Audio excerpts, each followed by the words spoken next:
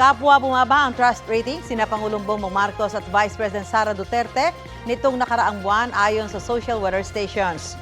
Sa survey, 5 puntos ang ibinaba ng may malaking tiwala kay Pangulong Marcos. 43% itong Setyembre mula sa 48% noong Hunyo. Ayon sa Malacanang, hindi alintana ng Pangulo ang numero sa mga survey at naniniwala raw siyang alam ng mga Pilipino kung sino ang tunay na nagtatrabaho. 8 puntos naman ang ibinaba ng may malaking tiwala kay Vice President Duterte. 53% ngayong Setyembre kumpara sa 61% noong Hunyo. Sabi ng bise, nakatuon lang ang kanyang opisina sa pagpapabuti ng kanilang trabaho at matiyak na makakaabot ang mga proyekto sa mga nangangailangan.